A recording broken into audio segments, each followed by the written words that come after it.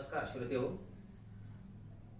साहित्यिक आपल्या भेटीला या उपक्रमाच्या 6व्या भागामध्ये आज आपण एका गृहिणी असलेल्या लेखिकेला आपण भेटणार आहोत. गृहिणी याच्यासाठी मी उल्लेख केलेला आहे या शब्दाचा. आपण जर विचार केला ग्रामीण भागामध्ये किंवा तालुका स्तरावर जर पाहिलं, 30 वर्षापूर्वी लिहिणाऱ्या ज्या काही महिला आहेत त्याची संख्या अगदी बोटावर मोजण्या इतकी आहे. आणि ज्या ज्या महिलांनी लेखन केलेलं आहे ते अनेकदा कुठंतरी चळवळीमध्ये काम करत असणाऱ्या महिला किंवा नोकरी करणाऱ्या महिला वगैरे, किंवा त्या काळामध्ये 30-40 वर्षापूर्वी पुणे, मुंबई किंवा मोठ्या शहरामध्ये असणाऱ्या ज्या काही महिला आहेत त्या महिला काही प्रमाणामध्ये लिहित होत्या. परंतु जेव्हा आपण ग्रामीण भागाचा आपण विचार करायला लागतो त्यावेळेस आपल्याला असं दिसून येते की लिहिणाऱ्या ज्या काही महिला आहेत, सृजनात्मक साहित्याचं लेखन करणाऱ्या महिला, लेखिका, याचं प्रमाण खरोखरच अगदी कमी आहे. म्हणून आज आपण ज्यांच्याशी संवाद साधणार आहोत त्या म्हणजे मंदा प्रकाशराव देशपांडे यांच्याशी. अगदी निष्ठेनं, म्हणजे एक आपल्याला साहित्यातून आनंद मिळावा या उद्देशानं त्यांनी आपल्या कथा लिहिलेल्या आहेत. प्रवास वर्णनपर लेखन त्यांनी केलेलं आहे. कादंबऱ्या देखील लिहिलेल्या आहेत त्यांनी. मग हे सगळं लेखन जे काही आहे ते लेखन त्यांनी कशा पद्धतीनं केलेलं आहे. कारण काही काही साहित्यिक असे असतात त्यांचं लेखन दर्जेदार असते, परंतु त्या लेखनाचा किंवा कलाकृतीचा ते फारसं ज्याला आपण गवगवा असं म्हणू किंवा प्रसिद्धीसाठी ते प्रयत्न करत नाही किंवा ते लोकांपर्यंत पोहोचलंच पाहिजे असा त्यांचा अट्टास नसतो. असे अनेक लेखक आपल्याला पाहायला मिळतात. त्यामुळं अनेकदा काय होत असते की जे साहित्यिक नेहमी कुठंतरी पुढे पुढे येत असतात, वावरत असतात, तेच साहित्यिक आहेत असं आपल्याला वाटत असतं. खरं तर ते साहित्यिक असतात, परंतु असे काही साहित्यिक आहेत की त्यांनी लेखन अगदी मनापासून केलेलं आहे, निष्ठेनं त्यांनी लेखन केलेलं आहे, परंतु ते लोकांपर्यंत फारसं पोहोचले नाहीत किंवा त्यांचं साहित्य लोकांनी फारसं वाचलं नाही आणि त्यांनीही तसा फारसा प्रयत्नही केलेला नाही. परंतु त्यांचं ते साहित्य अगदी मनापासून साहित्यावर प्रेम करणारे, आपल्या कथा कादंबरीवर प्रेम करणाऱ्या अशा या लेखिका मंदाताई देशपांडे आहेत. आपण जर पाहिलं की मराठवाडा हा जो परिसर आहे, मुळात मंदाताई यांच्या ज्या काही पती आहेत प्रकाशराव देशपांडे, त्यांना नोकरी असल्यामुळं नोकरीच्या निमित्तानं ते ज्या भागामध्ये फिरले, ते उमरगा असेल, देवणी आहे, उदगीर आहे, देगलूर आहे, या सर्व परिसरामध्ये बहुभाषिक लोक आहेत. मराठी, कानडी, तेलुगू, उर्दू, हिंदी बोलणारी लोक आहेत. आणि ही जी भ्रमंती झाली आणि त्यामुळं फारसं मंदाताईंचं शिक्षण सुद्धा झालेलं नाही आणि त्यांना शिक्षण देखील इच्छा असून ते शिकू शकले नाहीत. मग अर्धवटच 12वी पास झाल्यानंतर पदवी देखील त्यांनी पूर्ण केलेलं नाही आणि त्यांना शिक्षण सोडावं लागलं. परंतु शिक्षण सोडल्यानंतर आपण आपला जो काही छंद आहे तो कुठला तरी छंद आपण जोपासला पाहिजे असं त्यांना मनापासून वाटत होतं आणि त्यातूनच मग तो वाचनाचा छंद असेल, लेखनाचा छंद असेल, ते जोपासत गेले. श्रोतेहो, आपल्याला आश्चर्य वाटेल की 1993 साली त्यांचा अंकुर नावाचा कथासंग्रह प्रकाशित झाला आणि आजही महाराष्ट्र राज्य साहित्य संस्कृती मंडळाच्या वतीनं लेखकाचं, लेखिकेचं जे पहिलं पुस्तक आहे ते पहिलं पुस्तक जर दर्जेदार असेल, चांगलं असेल, तर शासन अनुदान देऊन ते पुस्तक काढत असते. मंदाताईचं पहिलं पुस्तक हे महाराष्ट्र शासनाने काढलेलं आहे, म्हणजे महाराष्ट्र राज्य साहित्य संस्कृती मंडळाच्या वतीनं ते पुस्तक काढण्यात आलेलं आहे. अंकुर नावाचा कथासंग्रह 1993 साली त्यांचा तो कथासंग्रह प्रकाशित झाला. त्यानंतर 1999 साली अनुसरिता नावाची कादंबरी मंदाताईंनी लिहिलेला आहे. आणि ही कादंबरी जी आहे, ही कादंबरी देशमुख आणि कंपनी जे अतिशय चांगलं प्रकाशक किंवा सर्वांना परिचित असलेलं जे असलेले प्रकाशक आहेत किंवा दर्जेदार ग्रंथ ज्या प्रकाशन संस्थेच्या वतीनं प्रकाशित केले जातात, अशी प्रकाशन संस्था म्हणून पुण्याच्या देशमुख आणि कंपनी या प्रकाशन संस्थेकडे पाहिलं जातं. आणि या प्रकाशन संस्थेच्या वतीनं अनुसरिता नावाची कादंबरी त्यांची 1999 साली प्रकाशित झाली. त्यानंतर मंदाताईंनी 2008 साली दुसरे एक पुस्तक त्यांनी लिहिलेलं आहे, अंगण नसलेली घरे. हे शीर्षक नेमकं त्यांनी या पुस्तकाला का दिलेलं आहे मंदाताई ते उलगडून दाखवतील आपल्या विवेचनामधून. आणि हे प्रवास वर्णनपर पुस्तक आहे. कॅनडा मध्ये 6 महिने त्या ठिकाणी त्या राहिल्या आणि तिथे त्यांना जो काही अनुभव आलेला आहे तिथल्या एकंदरीत संस्कृतीचं, त्यावर त्यांनी या पुस्तकावर भाष्य केलेलं आहे. त्यानंतर चौथं त्यांचं जे पुस्तक आहे 2015 साली जनशक्ती वाचक चळवळीच्या वतीनं हे पुस्तक प्रकाशित झालेलं आहे की अंधाराचा आकांत नावाचं पुस्तक. ही कादंबरी आहे. मुळात या कादंबरीची जी पार्श्वभूमी आहे किंवा ही कादंबरी जी निर्मिती या कादंबरीची झालेली आहे, त्यातून लेखिकेचं जी काही संवेदनशील अशा पद्धतीचं जे मन आहे याची प्रचिती आपल्याला नक्कीच येणार आहे या मुलाखतीमध्ये. 1993 साली आपल्या परिसरामध्ये लातूर जिल्ह्यामध्ये किल्लारीमध्ये जो भूकंप झालेला आहे आणि त्यामुळं काय अवस्था झाली त्या परिसरातल्या लोकांची, विशेषतः महिलांची, त्या संदर्भामध्ये त्यांनी ही दीर्घ अशा पद्धतीची कादंबरी लिहिलेली आहे. त्यांना सावित्रीबाई जोशी स्मृती पुरस्कार देखील त्यांच्या पुस्तकाला मिळालेला आहे किंवा जीवन विकास ग्रंथालय औरंगाबादच्या वतीने देखील त्यांचा सन्मान झालेला आहे. काही कथा मंदाताईच्या आकाशवाणी परभणी केंद्रावरून सुद्धा प्रसारित झालेल्या आहेत.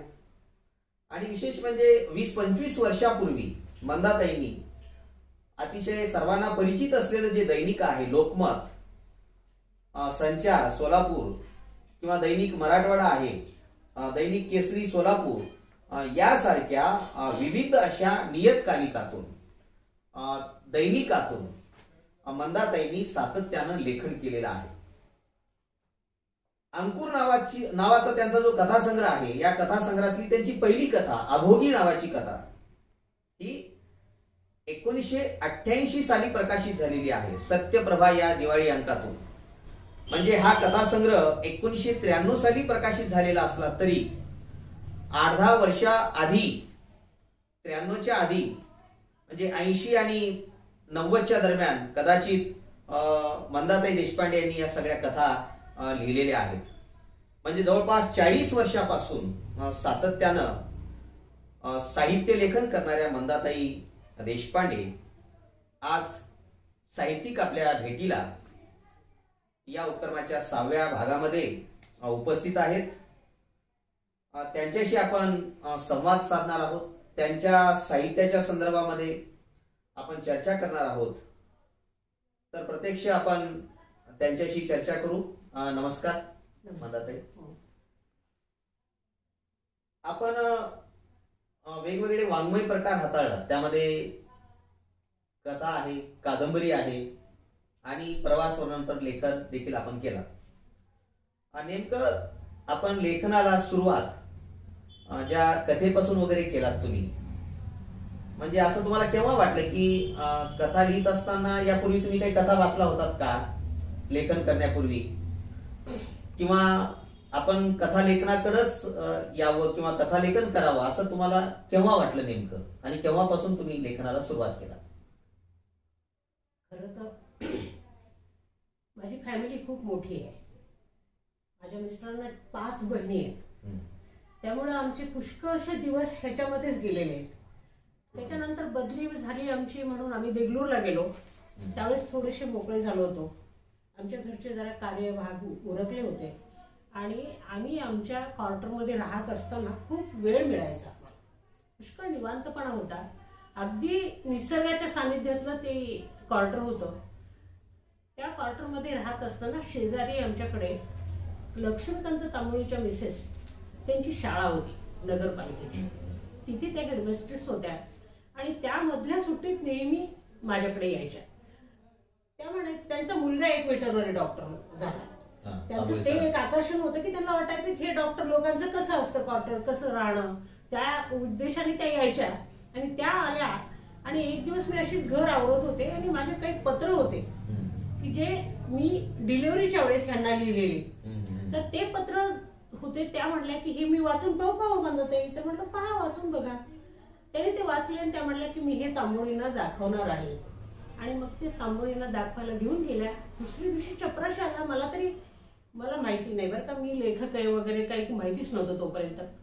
मग त्यांनी सांगितलं की हे इतकं उत्कृष्ट लिहिलेले पत्र आहेत की ह्याच्या तुम्ही कथा करू शकता. त्यांनी मला सांगितलं, ते खरे माझे गुरु आहेत बरं का, लक्ष्मीकांत तांबोळी.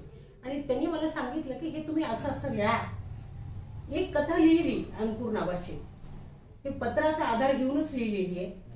तर ती कथा माझी पहिली आली. अच्युत खोडवे म्हणून कुणीतरी एक प्रकाशक होते आणि त्यांनी औरंगाबादून पुस्तक काढायचे, महिन्याचं काहीतरी मासिक निघायचं त्यांचं. त्याच्यामध्ये माझी कथा पहिली आली. 312 रुपये काहीतरी मला त्यावेळेस बक्षीस पण मिळालं त्या कथेला. आणि मग माझ्या लक्षात आलं की आपण लिहू शकतो म्हणून लक्षात आल्यानंतर तिथून त्याचा प्रवास सुरू झाला. आणि मला त्यांनी वेळोवेळी सांगत गेले. 4 पानं लिहिले तर मी जाऊन तांबोळी सरांकडे सांगायची की सर मला हे मी लिहिलंय बघा बरं झालंय का. त्यांनी सुद्धा एवढे ह्याच्याने पाहायचं की नाही. कधी त्यांनी तेवढं चिडचिड केलं नाही, कधी म्हणले नाही की तुमचं काय माझ्या मागे लागलंय. ते म्हणायचे ही बाईमध्ये स्पार्क आहे बरं का, ही लिहिती काहीतरी वेगळं. आणि त्यांनी खूप मला सन्मानाने वागणूक दिली आणि मला लिहितं केलं. मी तेव्हापासून लिहायला लागले. सुरुवात झाली तेव्हापासून. बघा श्रोते हो, मंदाताईंनी आता जे सांगितलेलं आहे, कारण नेमकं आपल्याला लेखनाला बळ, ऊर्जा किंवा प्रेरणा केव्हापासून मिळते हे सांगता येत नाही कधी. आज आपण पाहतो की या यंत्र संस्कृतीमध्ये किंवा मोबाईल व्हॉट्सअपमुळं अनेकदा आपण लेखन फारसं करत नाही. आपण कॉपी पेस्ट करत असतो, आपण फॉरवर्ड करत असतो.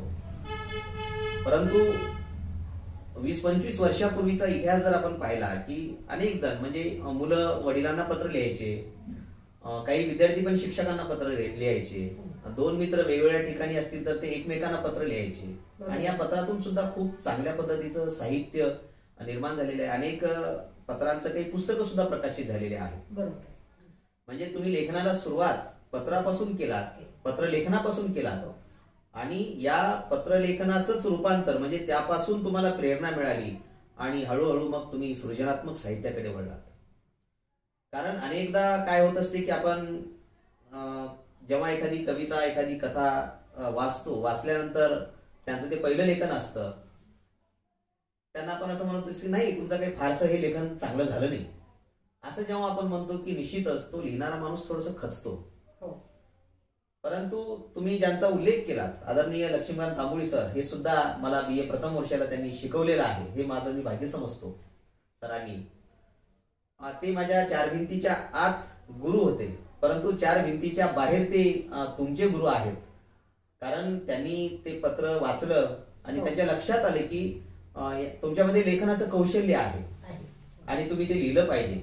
आणि त्यातूनच खऱ्या अर्थाने तुम्ही सुरुवात केलात. मला श्रोत्यांना हे सांगायचं आहे की आपण जे काही लिहितो, कारण हे काही त्याचा दर्जा कमी आहे, जास्त आहे, हे असं आपण ठरवायचं नाही, ते श्रोते ठरवतील ते.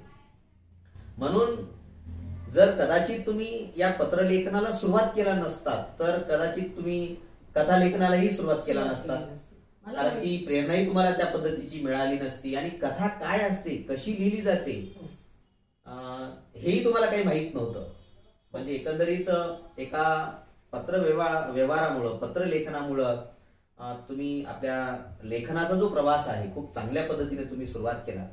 तर या ठिकाणी मला असं तुम्हाला विचारायचं आहे की नेमकं हे लेखन करत असताना एखादी कथा आपण लिहिली पाहिजे असं तुम्हाला असं म्हणजे केव्हा वाटतं? म्हणजे अनेकदा एखादा विषय तुम्हाला कसा सुचतो, किंवा काही लेखक लेखिका असं असतात की ते कल्पना करून लिहित असतात. म्हणजे एखादी घटना घडलेली नसते पण ते लिहितात, ते कल्पना करत असतात. आणि तशा पद्धतीचं लेखन आपल्याकडं नासी फडके वगैरे काही कथाकारांचं, कादंबरीकारांचं झालेलं आहे. तर लेखन करत असताना हे विषय तुम्हाला नेमकं कसं मिळतात? कारण तुम्ही गृहिणी आहात, त्याच्यामुळे तुमचा जो संबंध आहे जास्त कुटुंबापुरतं मर्यादित आहे. बरोबर आहे. म्हणजे बाहेर व्यावसायिक नसल्यामुळे बाहेरचे अनुभव तुम्हाला फारसे नाहीत असं मला वाटते. बरोबर आहे. मग नेमकं हे कथा तुम्हाला कसं सुचतात, कशा सुचत गेल्या, या संदर्भात श्रोत्यांना थोडस. एक तरी मला मार्गदर्शक चांगला मिळाला. मला सरांनी सांगितलं शांत बसायचं, कुठे काय घडलं, कुठे काय दिसलं ते आपण मनन करायचं त्याचं. बरोबर. त्याच्यासाठी एक काळ ठरवायचा, काळाची एक चौकट द्यायची त्याला, की कोणत्या काळात हे घडलंय, कुठे घडलंय, तो परिसर, त्या परिसराचा संबंध. आणि अशी चौकटीत ती कथा गुंफायची. कशी गुंफायची ते त्यांनी मला सांगायचं कधी कधी, की तुम्ही असं करा. खरं तर मी काही विद्यार्थी नव्हती त्यांची, पण त्यांनी माझ्यावर मेहनत घेतलीये बरं का सरांनी. आणि मला त्यांनी सांगायचं तसं तसं मी करत राहायची. आणि मग पुढे पुढे तरी मला अशी इतकी त्याची हे लागली की मला असं वाटायला लागलं की आपण काल्पनिक पात्रावर मी जास्त लिहिलेलं नाहीये, सगळं वास्तव आहे, माझं वास्तव आहे सगळं. मला जे काय कुठे दिसलं आणि वाचणाऱ्याच्या डोळ्यासमोर यावी अशी घटना कोणती घडलेली असेल ती माझी धडपड असायची. त्या धडपडीतूनच मला सुचत जायचं. कोणी कोणी म्हणते की या कादंबरीतले जे काही पात्र आहेत ते काल्पनिक आहेत आणि तुमच्याशी काही जर त्याचा संबंध जुळला तर तो योगायोग समजावा. पण मला एवढंच सांगावंसं वाटतंय की सांगायच्या त्या घटना घडल्या कुठेतरी, कधीतरी आणि कुणीतरी अनुभवल्या. त्या अनुभवाबद्दल सांगणारा विवेकी शब्द सोडा म्हणजे लेखकाची कलाकृती असते. आणि मला असंच सुचवलं आणि असंच मी लिहित गेले. माझ्या सगळ्या कथा वास्तववादी आहेत, कुठेतरी काहीतरी घडलेल्या आहेत, त्यांचा काल्पनिक स्पर्श फार नाहीये. घडलेल्या घटना आहेत, त्या घडलेल्या घटना मला डोळ्यासमोर दिसलेल्या घटना मी फक्त विवेकी शब्दामध्ये लिहू शकले म्हणून त्या कथा झाल्या असतील कदाचित. मग तुम्ही जे काही वास्तव ज्या घटना समाजात घडतात ते विषय तुमच्या कथेच्या, कादंबरीच्या केंद्रस्थानी झालेले आहेत, केंद्रबिंदू आहेत.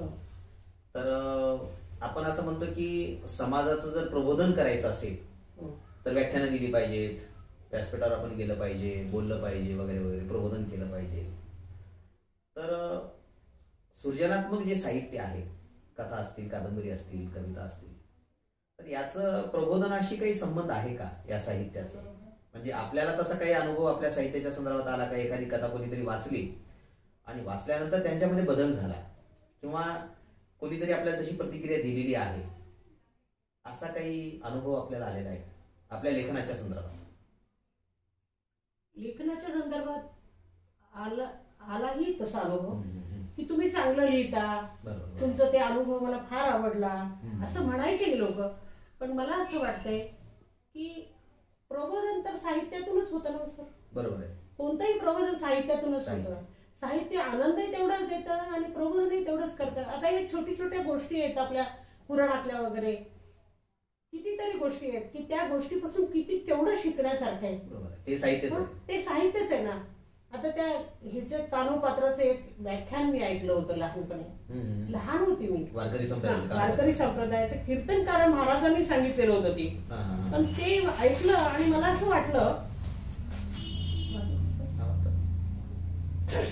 एक कानोपात्राचं अध्ययन होतं. एका वारकऱ्याचा मेळावा आनंदाने अभंग म्हणीत जाताना भक्तीत तल्लीनसा तिनं पाहिला आणि ती सामील झाली. पंढरपूरला गेली, विठ्ठल भक्ताच्या सानिध्यात स्वतःला विसरून गेली, चैतन्याच्या सौंदर्यात डुबून गेली. इतकी ती भक्तीत तल्लीन झाली. मानवी देहाची मातबरी तिला उरली नाही, ती विठ्ठलमय झाली. तो काळा पाषाणाचा पुतळा तिला सर्वस्व समर्पित करण्यात कारण झाला. तिचं गाणं भक्ती रसात रंगून गेलं. इतकी ती लौकिक ह्याच्यामधून दूर गेली की तिनं ते बिदरच्या राजांनी बोलावून पाठवलं तिला की माझ्याकडे तू ये. पण तिने असं सांगितलं की राजाचं म्हणणं मला नाकारता येणार नाही. ती माझी परिस्थिती नाहीये, बरोबर. तर तिने स्वतःला मृत्यूच्या स्वाधीन केलं. इतके ग्रेट लोक होते आणि स्वतःसाठी स्वतःचं काहीतरी सत्व टिकवण्यासाठी एवढं काहीतरी करावं लागत असतं. हे प्रबोधन साहित्यातूनच घडलेलं आहे ना. असं प्रबोधन साहित्यातून घडतच असतं आणि घडतच गेलेलं आहे पहिलेपासून. रामदास स्वामीचे सुद्धा कितीतरी आता आपण पाहतो ज्ञानेश्वर महाराज, नामदेव महाराजांनी सगळ्यांनी अभंगाच्या माध्यमातूनच प्रबोधन केलेलं आणि हे अभंग साहित्यच आहे. हो ना, तेच म्हणाले. प्रबोधन असं होतच असतं ना. बरोबर. प्रबोधन सगळ्यात महत्वाचं आहे आणि ते साहित्यातूनच होतं असं माझं मत आहे बरं का सर. बरोबर. तर दुसरं म्हणतात आहे की आपल्या ज्या काही कथा आहेत, कारण तांबोळी सरांनी आपल्या या अंकुर नावाच्या कथासंग्रहाला सरांची प्रस्तावना आहे, तांबोळी सरांची, कविवर्य लक्ष्मीकांत तांबोळी सरांची प्रस्तावना आहे. तर त्या प्रस्तावनेमध्ये पाहिल्यानंतर असं लक्षात येते की आपल्या बहुतांश कथा या स्त्री केंद्रित आहेत. म्हणजे स्त्रीवादी, स्त्री केंद्रित आहेत. स्त्रियांच्या समस्या आहेत किंवा गरिबीमुळं स्त्रिया शिक्षण घेत नाहीत किंवा श्रीमंत असूनही असं काही नाही. श्रीमंत असलेल्या महिला म्हणजे शिक्षण घेतात, उच्च शिक्षण, असंही आपल्याला काही म्हणता येत नाही. त्या काळात तर होतच आहे. तर त्यानंतर मग कौटुंबिक समस्या आहेत वेगवेगळ्या. पण या सगळ्या समस्या नेमकं म्हणजे स्त्रीमुळे निर्माण होतात का याला पुरुष कारणीभूत असतात, हा एक वेगळा विषय आहे पुन्हा चर्चेचा. तर आपण स्त्री असल्यामुळं स्त्रीला केंद्रस्थानी ठेवून कथा लिहितात का नेमकं आपल्या सगळ्या साहित्याच्या केंद्रस्थानी जी स्त्री आलेली आहे त्यामागचं नेमकं कारण काय आहे? मी स्त्री आहे स्वतः. एक लहानपणापासून मी बायकांच्या जथ्यात वावरलेली आहे. कीर्तन ऐकायला येणाऱ्या बायका पाहिल्या, वडाला प्रदक्षिणा करणाऱ्या बायका पाहिल्या, नवस बोलणाऱ्या बायका पाहिल्या, अश्रू ढळणाऱ्या बायका पाहिल्या, देवापुढे पदर पसरणाऱ्या असह्य बायका पाहिल्या. मी लहान होते तेव्हापासून त्यांच्या हताश दुःखाने अस्वस्थ व्हायची. त्यांची अस्वस्थता शब्दात पकडता येईल का म्हणून मी लिहिलं. त्यांच्या भाबड्या चेहऱ्यावरचे भाव शब्दात उभे करायचा प्रयत्न करीत मी लिहिलं. जे जे माझ्या मनाला झोंबलं, बिलगलं ते शब्दात उभं करण्याचं वेळच लागलं. मी हवं तसं शब्दात आलंच पाहिजे असा मनाचा हट्ट सुरू झाला. जे घडून गेलं ते शब्दात आणण्याची इच्छा होते. मी हवं ते शब्दात उभं करण्यासाठी मन तडफडून उठतं. तेव्हा हे सगळं आकाराला येतं. प्रत्यक्षात लिहिणं ही गोष्ट काय पूर्ण सुखाची असते का?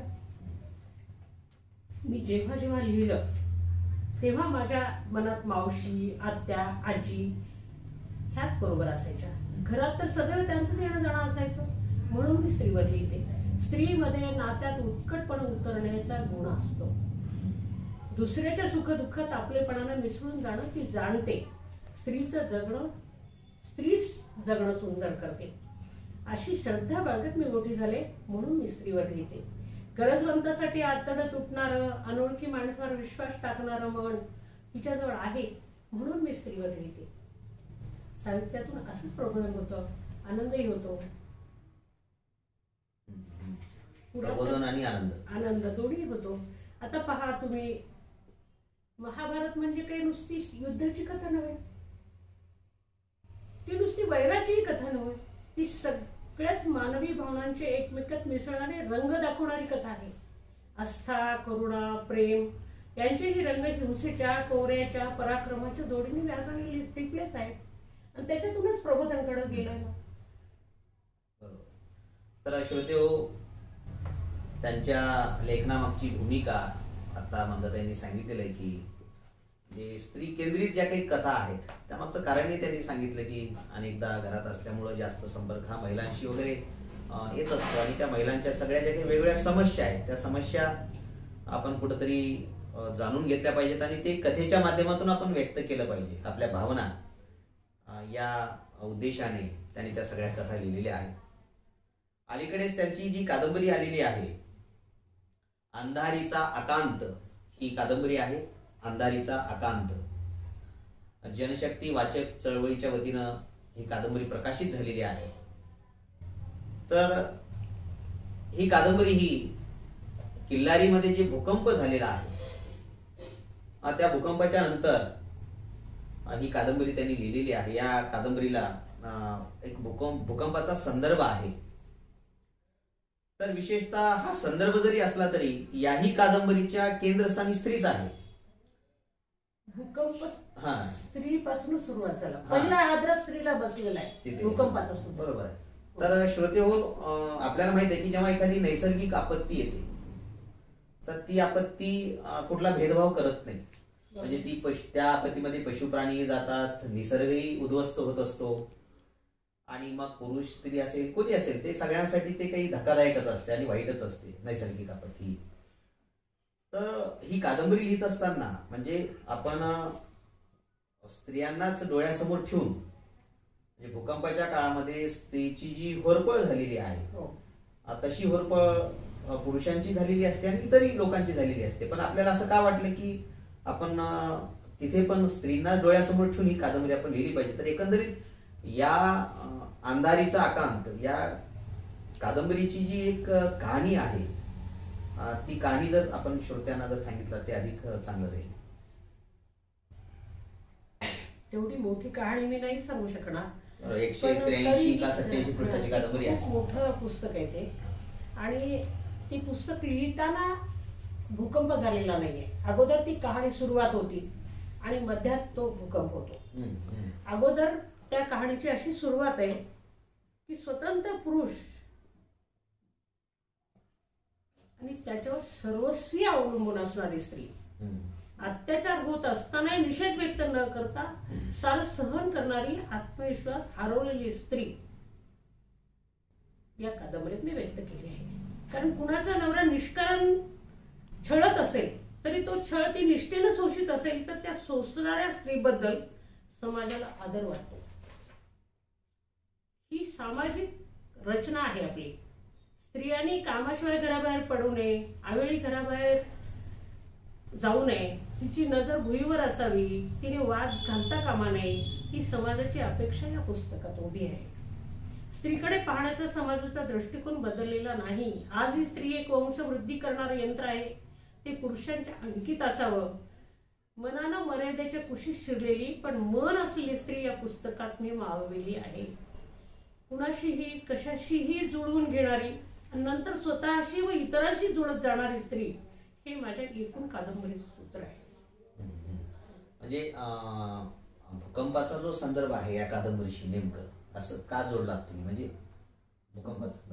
भूकंपाचा संदर्भ अगोदर तरी दोन स्त्रिया एकत्र येणं द्विभार्या पद्धत आमच्या मराठवाड्यामध्ये आहे. त्याचे अनेक अनेक परिणाम स्त्रीला भोगावे लागलेले. एक तरी तिला कशाचं स्वातंत्र्य नसायचं. त्याच्यानंतर हा खरा भूकंप तिचा तेव्हाच झालेला आहे की ते एक ग्रहस्थ असतो आणि त्या ग्रहस्थाचं चांगलं मालमत्ता असलेला माणूस असतो, चांगला छान इम्प्रेशन असतं त्याचं. आणि त्या माणसाची बायकोला आजार होतो, तिच्या अंगावरची पाळी संपतच नाही म्हणून तिला गर्भाशय काढून टाकावा लागतो. तिला 2 मुली असतात आणि आता तो प्रश्न पडतो की आता वंशाला वारस खूप आहे. तेव्हा एकच छान सुंदर मुलीशी तो माणूस लग्न करतो. ती मुलगी दुय्यम स्थान असलेली त्या घरामध्ये, की त्या मोठीची बाई असती त्याची बायको, त्या बाईच्या हाताखाली राहते ती. तिनं म्हणल तसं वागायचं, तिनं म्हणल तसं बोलायचं, तिनं म्हणल ते खायचं, म्हणल देईल ते खायचं. अशा ह्याच्यामध्ये तिची भयंकर होरपळ होती. हे सुद्धा संसार मी पाहिलेले. असे संसार मला हे सांगायचं होतं की 2 बायका करून घेणारे जे माणसं असतात ती त्यांची वंशवृद्धीची कल्पना झाली, पण त्या बाईला काय सोसावं लागलं त्या मुलीला.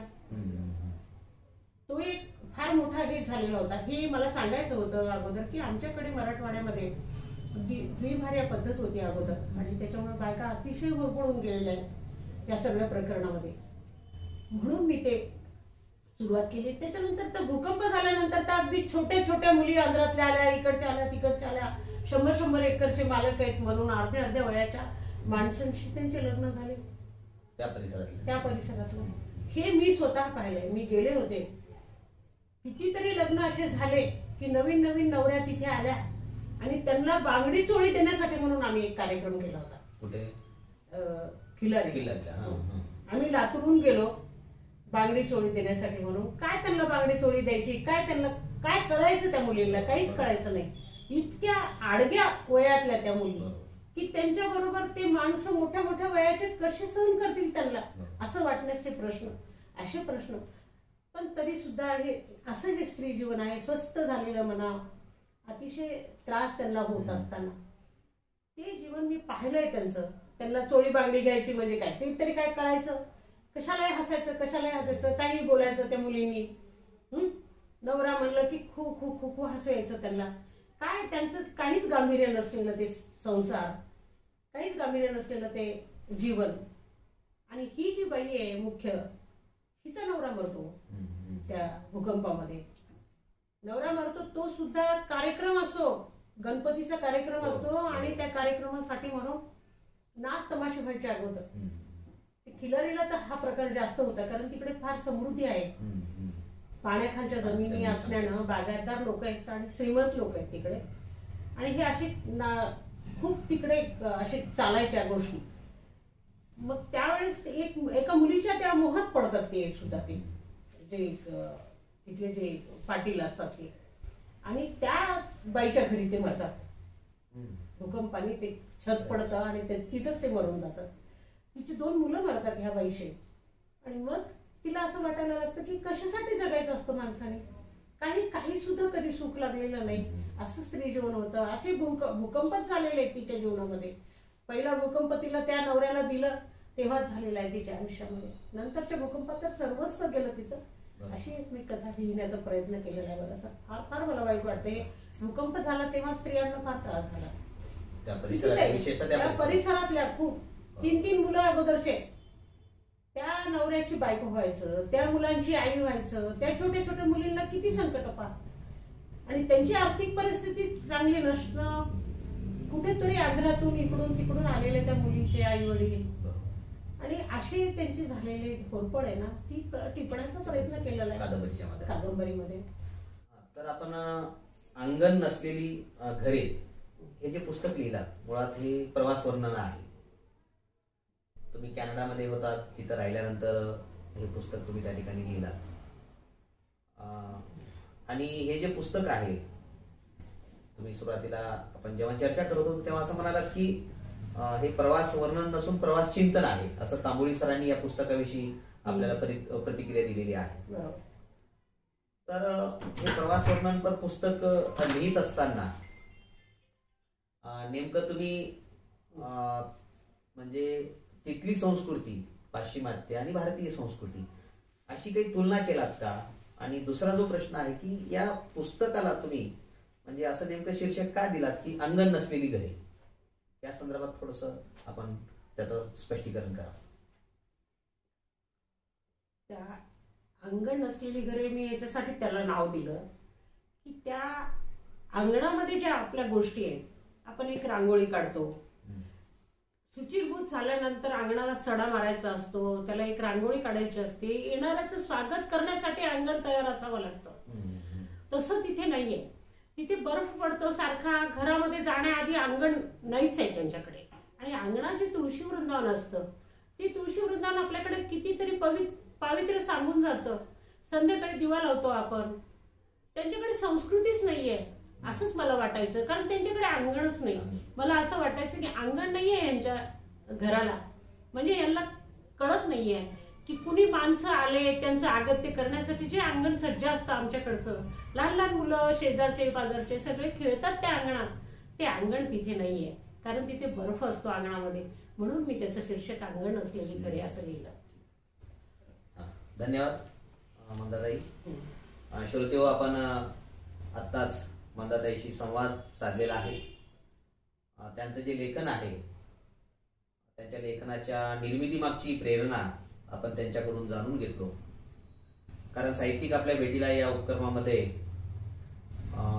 परिचित असलेल्या साहित्यिकांशी संवाद तर आपण नेहमीच साधत असतो, परंतु कसदार असं लेखन असूनही ज्यांच्यापर्यंत अनेक कोणी फारसं पोहोचलेलं नाही अशा साहित्यिकांशी आपण संवाद करावा. आणि त्यातल्या त्यात ज्या एक महिला आहेत, लेखिका आहेत, लेखिका फार मी सुरुवातीला सांगितल्याप्रमाणे लेखन करणाऱ्या फार कमी आहेत.